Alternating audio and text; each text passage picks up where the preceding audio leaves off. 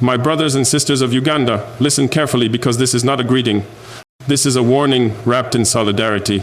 On the 15th of January 2026, Uganda will not simply vote. Uganda will be tested, judged by history, and Africa will be the witness. The eyes of Africa are watching not politely, not passively, not from a distance. They are watching with memory. Because on this continent, every stolen vote becomes a rehearsal for the next theft. Every silenced voice becomes a lesson in how far power can go. And every election turned into theater teaches rulers that fear still works. Let us speak without comfort words. This election is not routine. It is not administrative. It is not just another democratic exercise. It is a line in the sand. For 40 years, Ugandans have been told to wait. For 40 years, you have been told patience is maturity, silence is responsibility, and endurance is patriotism. An entire generation has grown old under one presidency. Another has grown up, never seeing what a peaceful transfer of power even looks like. That is not stability. That is normalization. Waiting is not loyalty. Endurance is not consent. And fear, dressed up as order, is not peace. This moment does not belong to institutions. It does not belong to uniforms. It does not belong to men who confuse time and power with a mandate from God. This moment belongs to the people of Uganda. I come to you not as an outsider, not as a commentator, not as a neutral observer. I come as your brother from Burkina Faso, from West Africa to East Africa, from a people who were told to wait, to a people still being told the same lie. What happens to you happens to us. When Ugandan voices are controlled, African democracy shrinks. When Ugandan choice is managed, African sovereignty becomes negotiable. When fear becomes normal in Kampala, it travels quietly to Accra, to Nairobi, to Dakar. So, ask yourself and answer honestly in the comments. If you were born in Africa, do you believe you were taught the true history of your continent, or a version designed to make long rule feel natural and limited choice feel responsible? Because the story you accept determines the future you tolerate.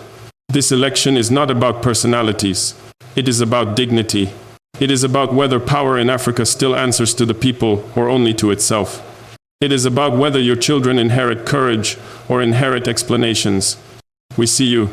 We see the youth told to wait while time moves on without them. We see mothers demanding schools and hospitals, not slogans. We see fathers working hard inside systems designed to keep them stuck. We see students dreaming of building at home instead of escaping abroad. We see farmers creating wealth they never touch. We see entrepreneurs suffocating under corruption sold as governance. And we stand with you. Let clarity replace confusion, because clarity is dangerous to those who profit from silence. We demand peace, but not obedience. We demand elections without violence, without intimidation, without fear. Elections are not war zones. They are not soldiers at polling stations. They are not guns, tear gas, or armored vehicles. Elections are choice. Elections are freedom. Elections are citizens, marking their future and returning home alive. This is not radical. This is the minimum. And to those in power who are listening, hear this plainly. 40 years is not an achievement, it is a question. If leadership has delivered dignity, opportunity, and progress, then a free and fair election should be welcomed, not feared. When force becomes necessary to maintain control, the problem is not the people. The problem is the power. Uganda's election is a mirror. Africa is looking into it to see what comes next. Will it reflect courage or control disguised as order? Pause here and act. If you believe African votes must matter, press like now, so this message cannot be buried. Subscribe if you want voices that speak without permission. And tell us where you are watching from. Let the map speak for itself. Because in the next chapter, we expose the thin line where democracy ends and intimidation begins. Once you see that line, you will understand why so many fear January 15. Africa is watching.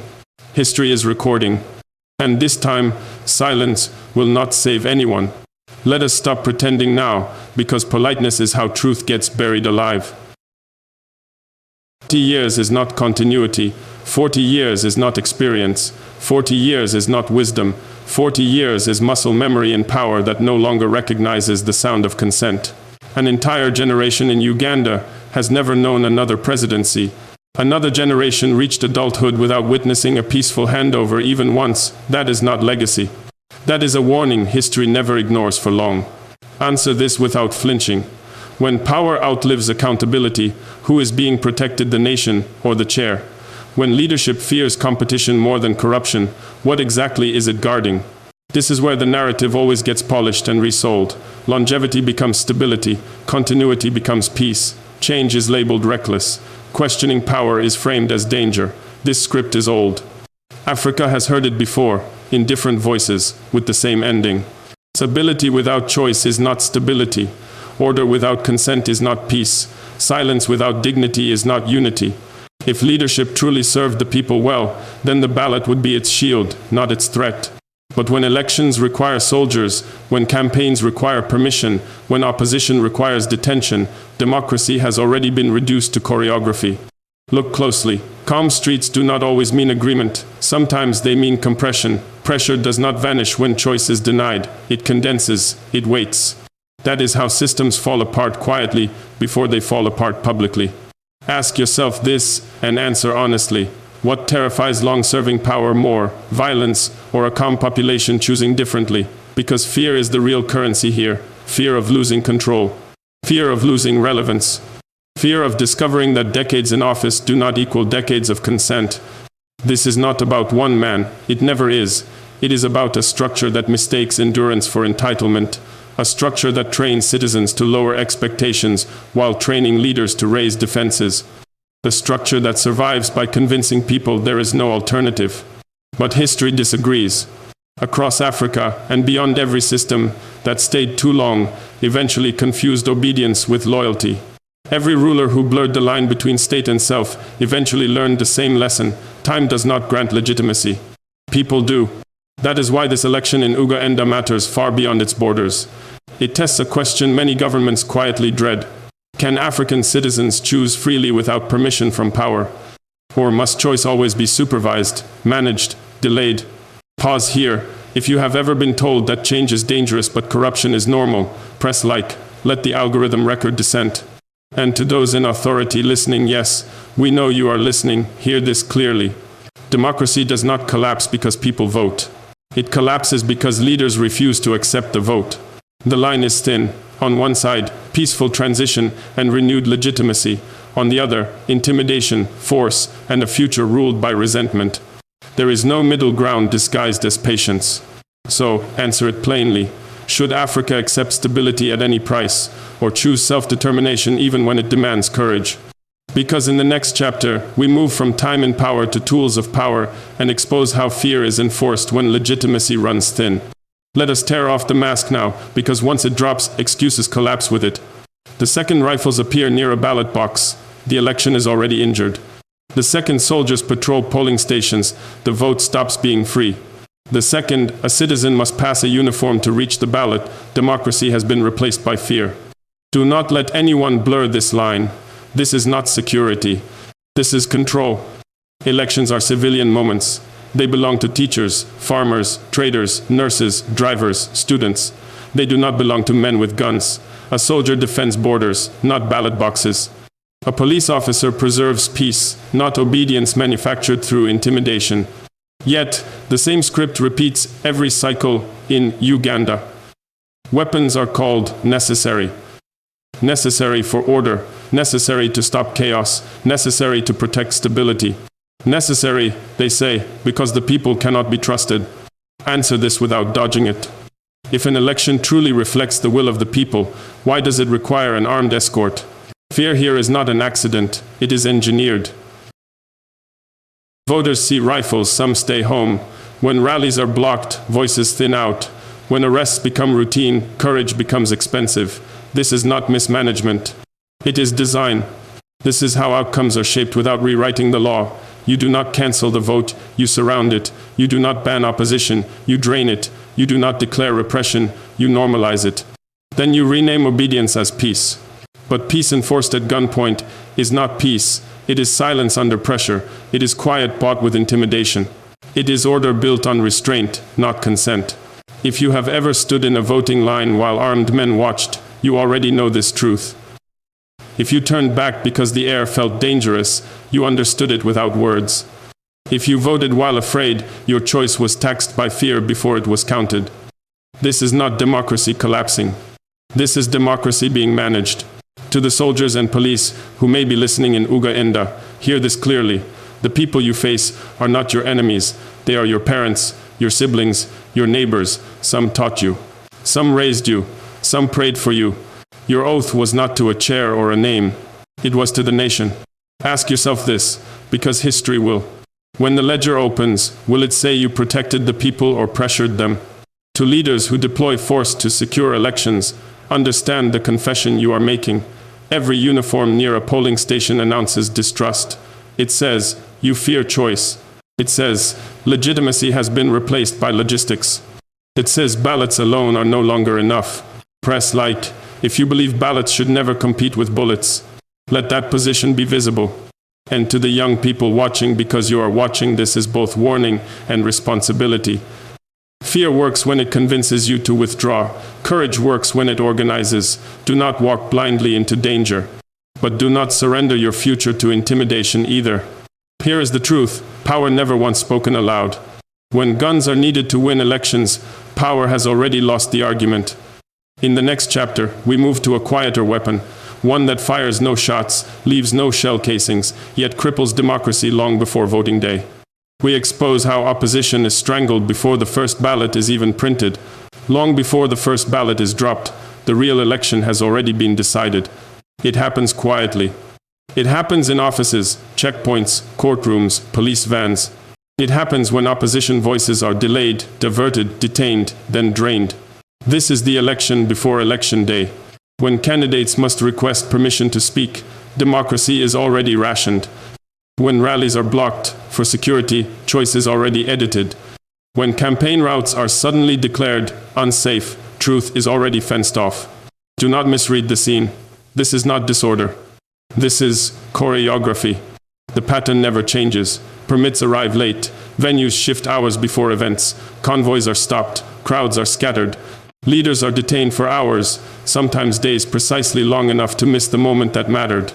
Nothing is banned outright. Everything is made temporarily impossible.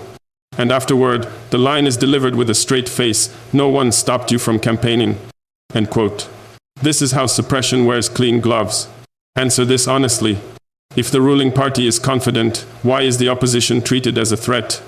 Confident governments welcome competition. Confident messages do not fear another microphone. Confident leaders do not panic when citizens gather. Fear is always the signal. Fear of comparison. Fear of questions. Fear that people might hear something that cannot be unheard. So the system tightens not through decree but through exhaustion. You are not silenced in one move. You are delayed, distracted, summoned, warned, fined, detained, released, then summoned again. By the time election day arrives in Uganda, the opposition is bruised, broke, and barely breathing. Then the public is told there was no repression. When take this 7. I don't to companionation, or the descriptus, I don't to companionation. This is not democracy failing. This is democracy being pre-filtered. If you have watched opposition leaders spend more time in police stations than on stages, you know this chapter. If you have seen posters torn down overnight, while others multiply, untouched, you know the script. Permits exist on paper but vanish in practice, you already know the outcome is being shaped. Press like if you recognize this pattern. Visibility disrupts repetition. To the institutions charged with managing elections in Uganda, hear this clearly. Neutrality is not a slogan, it is conduct. When one side must ask permission to exist while the other moves freely, the referee has already chosen a side. To citizens still undecided, absorb this warning. When leaders fear competition more than corruption, the problem is not the opposition. It is the system protecting itself. And to those who say, this is normal politics, ask one question. Normal for whom? Because every hour an opposition voice is blocked, democracy loses oxygen. Every pre-rally arrest steals time. Every denied permit kills a conversation. Stack them together, and the vote you cast has already been shaped. Here is the cliff you must not look away from. When opposition is strangled before election day, the result is not legitimacy. It is paperwork.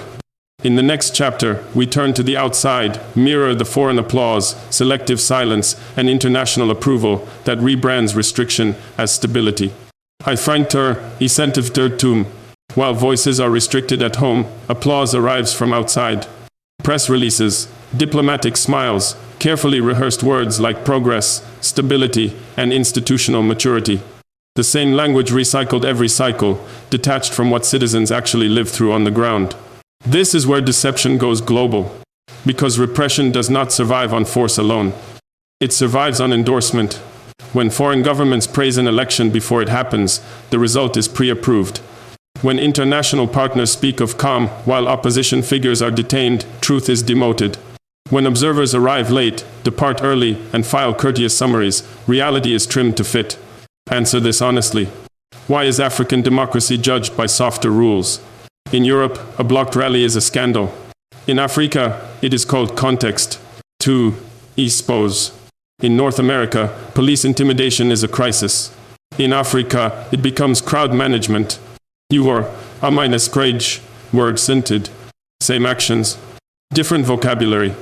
This is not ignorance, it is convenience. Because many external actors do not want African democracy. They want African predictability, a government that signs, a government that complies, a government that keeps markets open and questions closed. As long as contracts are honored, ballots become optional. That is why silence follows beaten journalists. That is why sanctions are selective. That is why some leaders are condemned overnight, while others are protected for decades. The standard is not democracy. The standard is alignment. If you were born in Africa, ask yourself this and write the answer. Were you taught that Africa always needs saving, but never told who profits from the rescue? Because salvation that never produces freedom is not salvation. It is management. Here is the most dangerous turn. International praise is recycled as a weapon at home. Citizens are told, the world supports us. Dissenters are branded troublemakers, extremists, or foreign agents. The language flips. Those demanding rights are accused of threatening peace. Peace for whom? Peace that requires silence is not peace. Peace that fears votes is not peace. Peace that survives only when citizens stay quiet is control wearing a calm mask. If this sounds familiar, press like. Recognition breaks isolation. To the diaspora, watching from abroad, this part matters to you.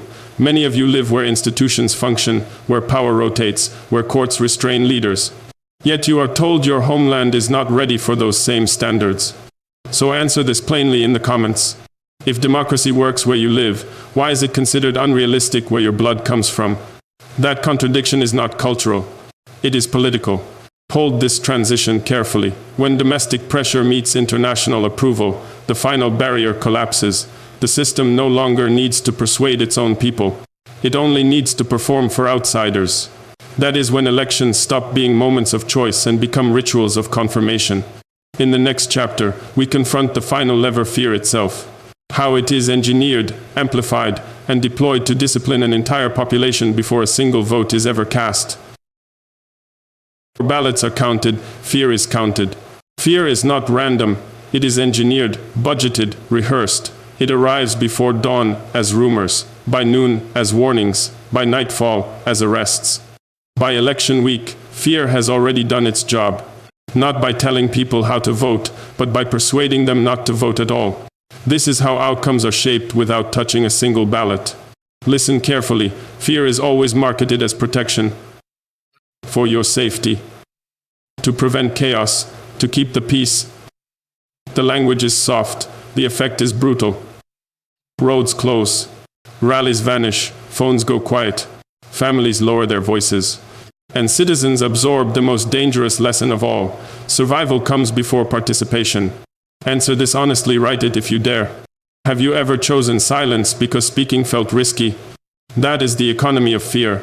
It does not debate. It extracts compliance. Fear works because it isolates. It convinces you that you are alone, that resistance is rare, that courage is reckless, that obedience is wisdom.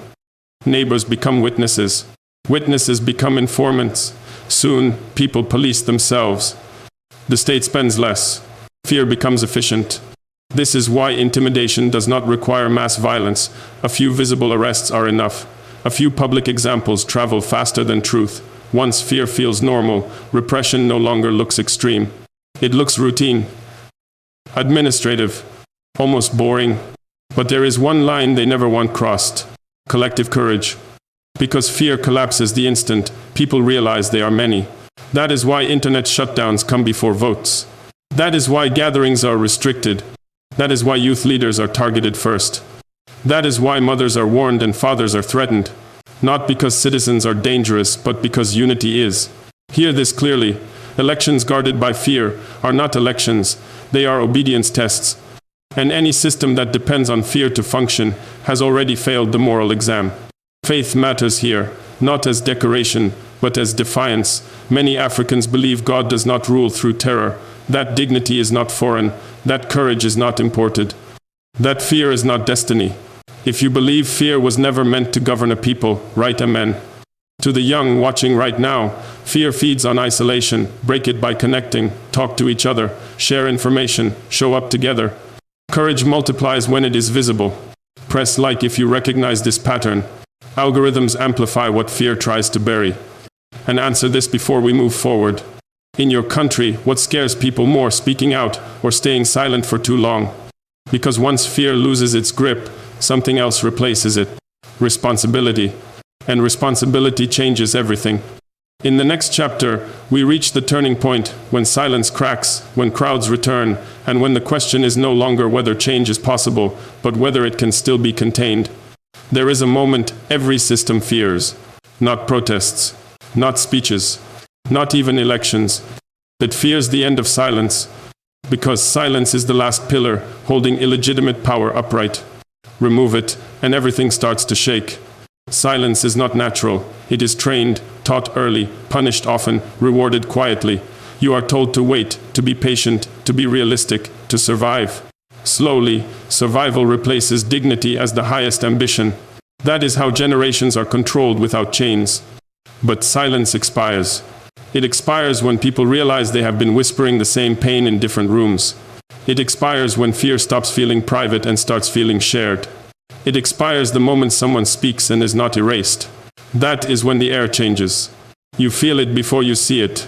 Conversations stretch. Eye contact returns. Questions sharpen. Laughter carries defiance. People stop asking for permission to exist. They begin demanding recognition. This is the phase power never prepares for. It cannot be scheduled. It cannot be negotiated.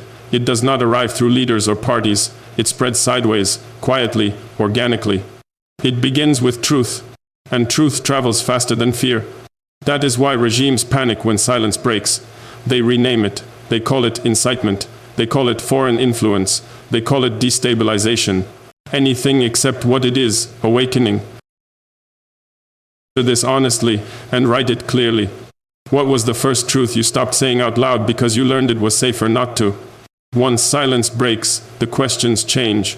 People no longer ask, "Can we speak?" They ask, "Why did we wait this long?" That question is lethal to illegitimate authority. This is also where faith re-enters public life. Not obedient faith, dangerous faith. Faith that refuses fear. Faith that remembers people were created upright, not bent. Faith that insists dignity is not granted by the state. It is inherent. Across African history, every shift began here. Not with weapons, with words, with memory, with refusal. Before crowds gathered, conversations multiplied. Before streets filled, minds did. Before systems collapsed, silence cracked. If you feel this tension rising where you live, you are not imagining it. History always hums before it moves. Power senses it too. That is why pressure increases at this stage, why warnings sharpen, why arrests accelerate, why intimidation grows louder. Silence is breaking, and fear is losing efficiency. Press like if you recognize this moment. Visibility weakens control. Now, write this plainly. Are people where you live quieter than before, or more honest? Because once silence is gone, the final test begins. Not whether power will respond, but how far it is willing to go to stop what has already started. And that question never ends peacefully. That is where we go next. Now we reach the moment where pretending collapses. Every generation meets a line, not drawn on maps, not written into law. A moral line, a historical line, a point where continuing as you are becomes more dangerous than becoming something else. Africa is standing on that line now. On one side is familiarity, managed elections, managed anger, managed poverty, leaders who change faces but guard the same structures, stability that feels calm only because suffering has been normalized, a future postponed again politely, endlessly. On the other side is risk, responsibility, consequence, self-rule that does not ask for permission or applause, a future that costs something up front instead of stealing everything slowly. There is no neutral ground left. Neutrality is how extraction survives. Neutrality is how theft wears a suit and calls itself partnership. Neutrality is how history repeats while pretending nothing is happening. So answer this honestly, not safely. Does Africa need stability at any price, or self-determination even when the price is high? Write it. Your answer matters more than you think. For decades, Africans were told to wait. Wait for investors. Wait for donors. Wait for approval. Wait for peace before dignity. Wait for development before sovereignty. And every time we waited, something else disappeared. Land, resources, labor, time, confidence, voice. Africa is not poor. Africa is taken. Here is the truth rarely stated clearly. Nothing that is taken is returned voluntarily. Not power, not wealth, not narrative control. These only move when pressure is applied, when consent is withdrawn, when obedience ends. This is not a call to chaos. It is a call to clarity. Clarity that says elections belong to civilians, not rifles. Clarity that says borders matter because dignity matters. Clarity that says leadership is service, not inheritance. Clarity that says Africa will no longer be discussed without Africans speaking for themselves. If you were born in Africa, answer this honestly. Were you taught the true history of your continent or a version designed to keep others comfortable? If you live in the diaspora, answer too. Do you feel fully accepted where you are, or permanently explained away? Were you taught Africa always needs saving, but never shown who profits from the rescue? These questions are not academic. They shape how you vote, how you speak, how you raise children, and how much disrespect you tolerate before naming it. Faith belongs here as well, not as comfort, but as backbone. Many Africans believe God does not preserve a people through centuries of slavery and colonization just so they can live quietly inside someone else's system. Faith is not anesthesia. Faith is a spine. So let this be said plainly. Africa will not be free because the world permits it. Africa will be free when Africans decide silence is more dangerous than resistance. If this chapter says what you feel but were trained not to say, write I stand with Africa. Say where you are watching from. Let this community see itself. History is already listening.